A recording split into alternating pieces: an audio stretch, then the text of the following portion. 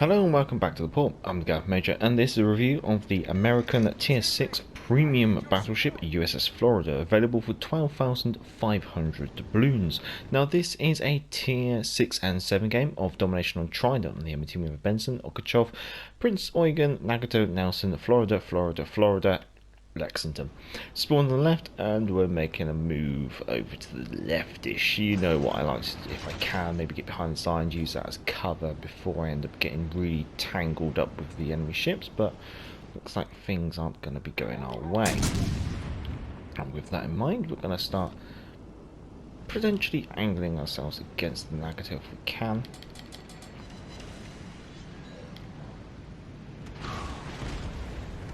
So that seemed to be a lucky position. Anyway, so USS Florida, she represents design number 16, or XVI, which was eventually developed into the North Carolina class battleships. Now, I'm not sure exactly which version of this design she represents, because there were a number of designs and revisions to the design. The reason being is the general board weren't exactly too pleased with the design, due to, at some speeds, the parts of the ship's broadside would be exposed which weren't armoured sufficiently. Therefore it had all sorts of issues of having to mess around with armour. If they added too much armour, it would obviously mess up with the torpedo bulge. So they had all sorts of concerns like that when they were going through the designs. Obviously she's equipped with 14-inch guns, and that's because it's pre-escalation clause. Escalation clause is basically a clause within the Washington Naval Treaty, or the Second London Naval Treaty, where if Japan didn't sign on by a certain date, then the calibre of the guns would increase. So originally it was written in that they were going to be 14-inch guns, however if Japan didn't sign on, they'd go up to 16-inch guns. So obviously by having quad turrets, quad 14s, that does allow you a good sized turret ring, which if you wish to upgrade to 16-inch guns, you could probably do it with doubles or triples, is the best way to put it. So, as always, in comparison to the Tech Tree Tier 6 battleships, as you're probably always used to with my reviews. So starting off with survivability, she has the second highest base HP of 63,800. She's also got the highest HP pool of 99,164. That's with all your repair parties, of course, and that's always subject to change is the best way to put it, because it obviously depends on your command build and inspirations and other things like that. Trying to work out whether these cruisers are actually going to peek out and try for this cap or not, as that seems to be the interesting situation. Now she has the second best torpedo reduction of 26%, and when it comes to the armour, it's always best to go back to the port and have a look at that armour scheme. So here we are back in the port, taking a look at the arm scheme of the Florida. Well, let's start off with the superstructure. Well, as you've probably come to expect with the majority of ships these days, 16mm of plating on the majority of the superstructure. It's not a large superstructure, but it's, I guess, a reasonable size, and therefore it does mean that's going to be focused by high explosives and small caliber AP and things like that, but that's what you should really come to expect when you play your battleships, really. Going on to the bow and the stern, this is practically covered in 25mm plating, which means it will be resistant to 14-inch AP rounds, so 15-inch and 16-inch and etc. will be able to punch through, so that is something to be cautious of. Also note that the decks at the ends are also limited to 25mm of thickness. Taking those away, well, obviously we have some torpedo bulge now, but that is mostly below water, so that's not really going to be having much impact on your actual gameplay against surface vessels, I guess you could say. But she does have a torpedo bulge, and that does have reasonable torpedo reduction. Going on to the upper armoured bow, as you can see, it is mostly 25mm and 26mm, which again is limiting you to 14-inch AP to angle against. So again, that means you're not going to be great against angling, say, against 15 and 16. They will be able to punch through this armour, but it's worth noting that the deck armour is actually in that region where it can resist pretty much any AP rounds. In this case it is 37mm thick, so what that does mean is actually at range you might be able to, say, skip 15 and 16 and potentially even 18-inch shells off your deck. So I guess if you're against plunging certain angles of shells coming in, if they come on the deck, you might be able to skip them off. Going on to the turrets and the barbettes, it's pretty much what you come to expect these days. Lots of thick armour all over and going all the way down to the citadel. So the turrets should be generally resistant against incoming shots. Obviously it's all down to RNG really, and down to the overall HP of your turrets. Going on to the citadel, interesting, it is actually partially above water, but also if you look at it, even from the top you can see that it's kind of like got like an outer and then an inner plating when it comes to say the deck armor, which is really quite interesting. So I'm not sure whether there's something hidden inside, but apparently this is all the citadel, so as you can see it is a smidge above waterline, so that is something that you are going to have to be cautious of, especially if you're getting in close. Flat ends as well, flat sides, so not exactly going to be assisting you with any kind of shots coming dead in on you. And yeah, I mean it's quite amusing that it's got like a pancake top, I guess you can say, and then it's got a smaller bit underneath. So yeah, really quite intriguing. But yeah, that's the armor scheme of the Florida, and she's quite a nice pretty ship as well, very nice color scheme. But yeah, there you go, that's all the armor. So let's get back to the game.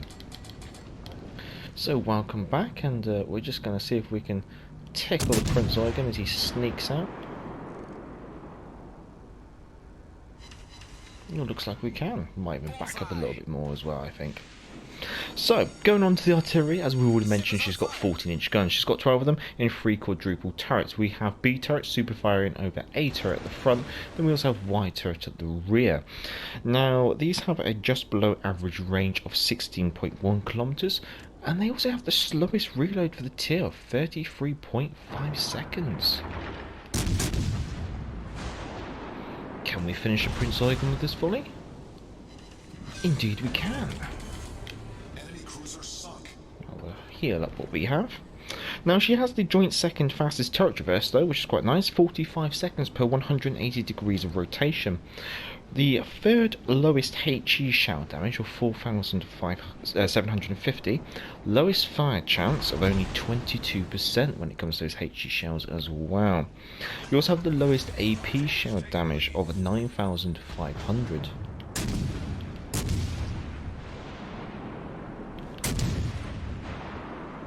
Doing a bit of a stagger fire, because sometimes you never quite know if a cruiser's paying attention, it's going to start turning. Now, when it comes to the number of guns, the rate of fire, and the shell damages, this is where things get a little bit interesting. You do have the third best HE DPM, but you also have the second worst fires per minute. You've also got the fourth lowest AP DPM, so it's quite interesting to see how that all balances off against each other. Should be able to just slip between these torpedoes. Oh, they didn't even make it all the way. Going on to the maneuverability, she has the joint third fastest top speed of 27 knots. Obviously always subject to change due to commanders and things like that. She's also got a better than average turning circle of 760 meters. Also the third slowest rudder shift of 15.4 seconds.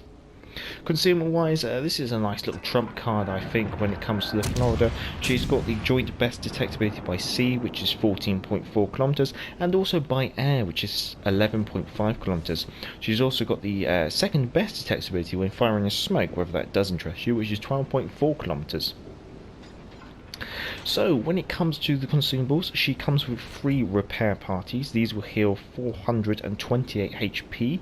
No, 421 HP per second for 28 seconds, which means that each repair party will heal you a total of 11,788 HP.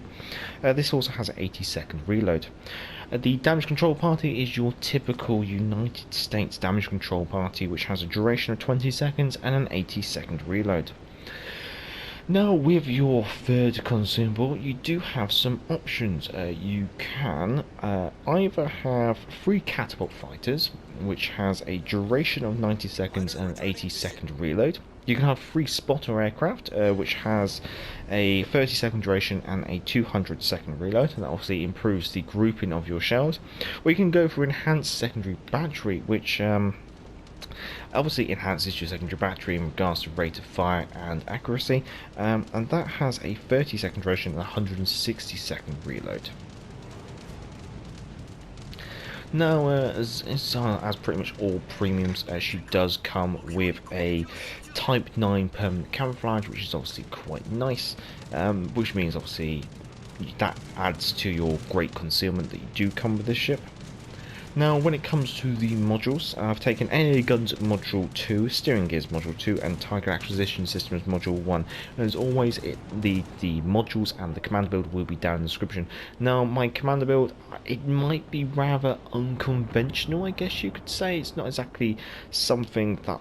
My American battleships aren't exactly something that I play a lot of. So my choices may be a little bit odd for those of you who are a lot more experienced with American battleships.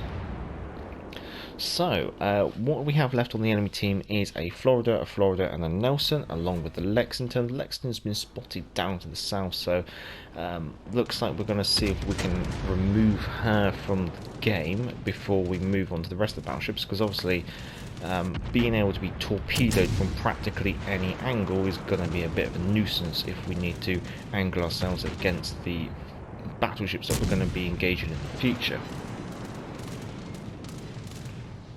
Might also launch a catapult fighter because we're not going to be too concerned. There we go.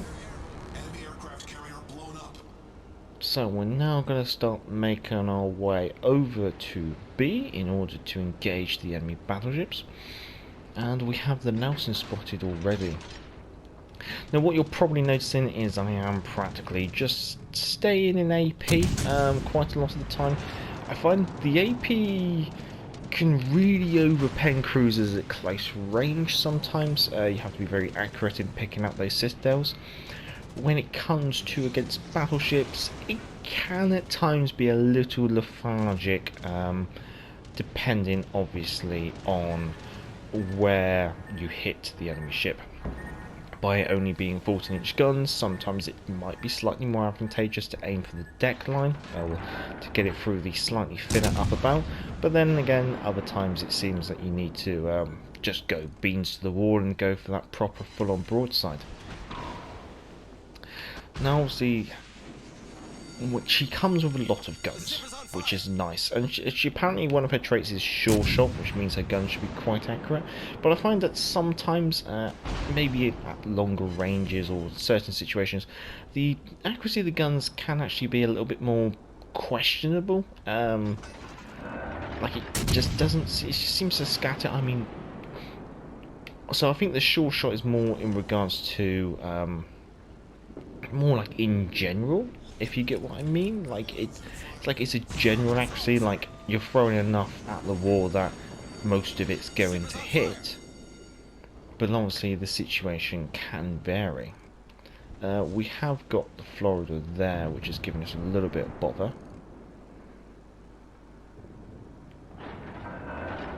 I'm hoping maybe I can just get a volley out before he does.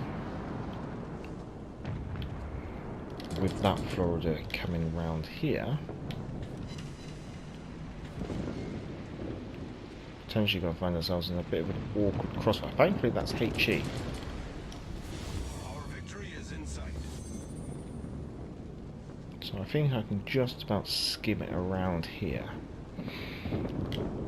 Hopefully the torpedoes of our Hipper are true, and they are. Very nice. Going to launch a fighter and might as well see if we can get rid of the enemy fighter then. There we go, very nice. Time to heal up.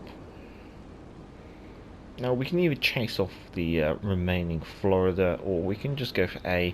I think we'll probably go for the Alpha Cap, you know, play a bit safe, a bit slow, I guess you could say. So all in all, how have I found the Florida? Well, she seems to be a good ship. She is a good ship. I can't exactly fault her. I guess some of her faults might be more to do with her guns, I guess you could say. Survivability, she seems fine. It's a shame that she's only armoured against 14-inch guns, but then what do you expect from a battleship which is equipped with 14-inch guns and expecting to come up against battleships equipped with 14-inch guns? So I think that seems to be fair. Maneuverability seems quite good, quite average for the tier.